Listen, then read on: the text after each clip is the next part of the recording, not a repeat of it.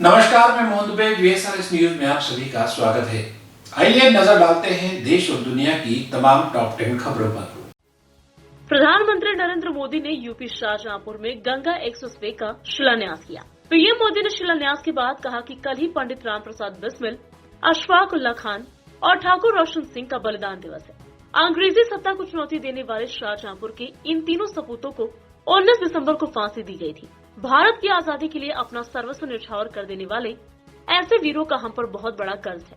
PM Modi ने कहा कि मां गंगा सारे मंगलों की, सारी उन्नति की, प्रगति की स्रोत है। मां गंगा सारे सुख देती है और सारी पीड़ा हर लेती है। ऐसे ही गंगा एक्सप्रेसवे भी यूपी की प्रगति के लिए नए द्वार खोलेगा। प्रधानमंत्री मोदी ने कहा कि जो आज यूपी में एक्सप्रेसवे का जाल बिछ रहा है, जो नए एयरपोर्ट बनाए जा रहे हैं, नए रेलवे रूट बन रहे हैं, वो यूपी के लोगों के लिए अनेक वरदान एक साथ लेकर आ रहे हैं। पाकिस्तान के कराची शहर में जबरदस्त धमाका हुआ है।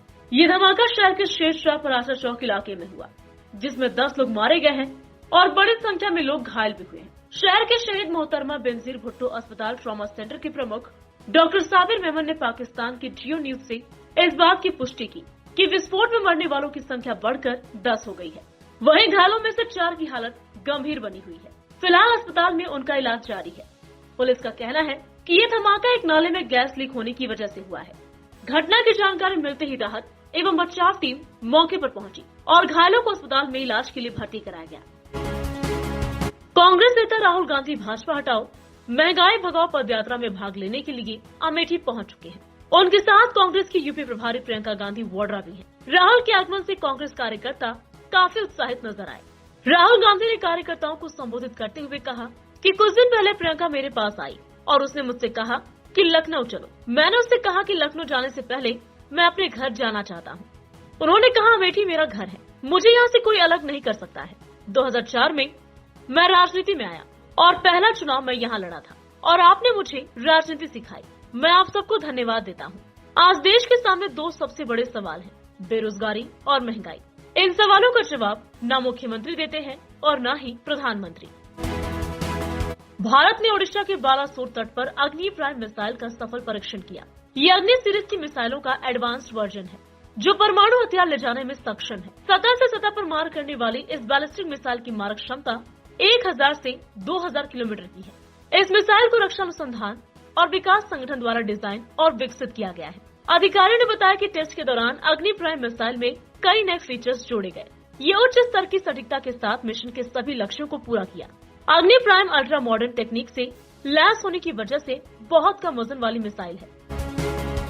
Air chief marshal BR Chaudhary Telangana में एयरफोर्स एकेडमी की ग्रेजुएशन परेड में शामिल हुए। इस दौरान एयर चीफ ने कहा कि एयरफोर्स पाकिस्तान और चीन से होने वाले खतरों का लगातार मूल्यांकन कर रही है। हम स्थिति से बहुत ही अच्छी तरह से वाकिफ हैं। उन्होंने कहा कि चीन के साथ गतिरोध जारी है। लद्दाख में कुछ इलाकों में डिसएंगेजमेंट हुआ है, लेकिन खतरा पूरी तरह से टला नहीं है। इन इलाकों में एयरफोर्स की तैनाती जारी रहेगी। हम यहाँ किसी भी चुनौती से निपटने के लिए तैयार हैं। एयर चीफ मार्शल ने एयरफोर्स एकेडमी के कैडेट्स की सराहना की और कहा कि आपके हाई स्टैंडर्ड भविष्य में सुरक्षित और प्रभावी ऑपरेशन का आधार बनेंगे। आर्म्ड फोर्सेस की समृद्ध विरासत को आगे बढ़ाने के लिए एयरफोर्स को युवा अफसरों की जरूरत है। उन्होंने एयरफोर्स एकेडमी की कंबाइंड ग्रेजुएशन परेड की समीक्षा की। कोरोना की वजह से इस बार फ्लाइट कैडेट्स की माता पिता को CGP में नहीं बुलाया गया था। परेड खत्म होने के बाद कैडेट्स ने सेलिब्रेट किया। रायबरेली में अखिलेश यादव ने सपा नेताओं के घर पर हुई छापेमारी पर कहा कि भाजपा के पास अब कोई रास्ता नहीं बचा है। अभी तो इनकम टैक्स वाले आए हैं, CBI और ED का आना अभी बाकी है। जिनके यहाँ रेट पड़ी है वो अपना हिसाब देंगे और अपनी बैलेंस शीट दिखाएंगे। अखिलेश ने कहा कि भाजपा कांग्रेस की तरह बर्ताव कर रही है।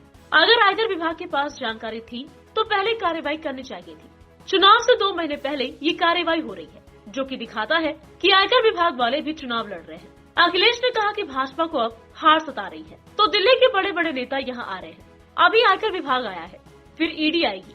राजीव राय हमारी पार्टी के प्रवक्ता है। आज उनके यहाँ छापा मारा गया है। चुनाव से ठीक पहले उनके यहाँ छापा मारा गया। भाजपा के पास इनकम टैक्स के अलावा कोई नया रास्ता नहीं बचा है। केंद्रीय गृह और सहकारिता मंत्री अमित शाह ने शनिवार को महाराष्ट्र में MVA सरकार को निशाने पर लेते हुए दावा किया कि ऐसे कुछ चीनी मिलों को बैंक गारंटी जारी नहीं की जा रही है जिनके विपक्षी दलों के नेताओं के साथ संबंध है। शाह यहां से करीब 250 किलोमीटर दूर अहमदनगर जिले में सहकारिता क्षेत्र से जुड़े एक कार्यक्रम में बोल रहे थे। शाह ने कहा, मैं यहाँ कुछ तोड़ने नहीं बल्कि लापता कड़ियों को जोड़ने आया हूँ। हालांकि मैंने देखा है कि कुछ राज्य सरकारें उन चीनी मिलों को बैंक गारंटी नहीं दे रही है जिनका प्रबंधन राजनीतिक रूप से विपक्षी दलों से जुड़ा हुआ है। चीनी मिल से संबंधित मुद्दों के हल के लिए दिल्ली की ओर देखने की बजाय राज्य सरकारें अपने यहाँ ही इसे क्यों नहीं सुलझा सकती हैं? कर्नाटक के बेलागावी में स्वतंत्रता सेनानी संगोली रायन्ना की प्रतिमा तोड़े जाने और सरकारी वाहनों पर पथराव की 2 अप्रिय घटनाओं के बाद शनिवार को सुबह 8 बजे से शाम 6 बजे तक धारा 144 लगा दी गई है। साथ ही सुरक्षा कड़ी कर दी गई है और संवेदनशील इलाकों में अतिरिक्त बल तैनात किया गया है।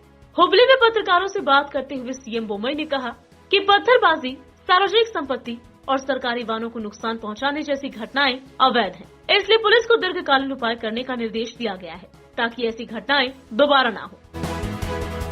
भारत दुनिया का एक ऐसा देश है जिसने कभी किसी देश पर हमला नहीं किया और न ही किसी देश की 1 इंच जमीन पर कब्जा किया। हम चाहते तो 1971 के युद्ध में उनकी जमीन पर कब्जा कर सकते थे। पाकिस्तान का नाम लिए बगैर रक्षा मंत्री राजनाथ सिंह ने ये बात कही। फिक्की वार्षिक सम्मेलन को संबोधित करते हुए राजनाथ सिंह ने कहा कि मैं उस देश का नाम लिए बगैर कहना चाहता हूँ कि भारत विश्व का इकलौता देश है जिसने कभी किसी पर अकारण हमला नहीं बोला है। भारत चाहता तो 1971 के युद्ध में उनकी जमीन पर कब्जा कर सकता था, लेकिन भारत की न ऐसी प्रवृत्ति है और न ही प्रकृति। फिक्की की 94वीं वार्षिक आम सभा की बैठक को संबोधित करते हुए रक्षा मंत्री राजनाथ सिंह ने कहा कि भारत एक उभरती हुई अर्थव्यवस्था है। हमारे पास आज युवा प्रशिक्षित वैज्ञानिक, तकनीकी और प्रबंधकीय प्रतिभा है। दुनिया के सबसे शीर्ष संगठनों में भारतीय सीईओ बैठे हुए हैं। केंद्रीय स्वास्थ्य मंत्री मनसुख मंडाविया ने इस बात पर अफसोस जताया है कि भारत बड़े पैमाने पर दुनिया को जेनरिक दवाएं मुहैया करा रहा है, लेकिन देश में ब्रांडेड दवाओं का ही सेवन ज्यादा हो रहा है। उन्होंने कहा कि ब्रांडेड दवाओं के कारण इलाज का खर्च बढ़ रहा है। स्वास्थ्य मंत्री ने कहा कि सरकार दवा के क्षेत्र में पेटेंट किए गए ड्रग्स पर शोध को बढ़ावा देने की योजना बना रही है।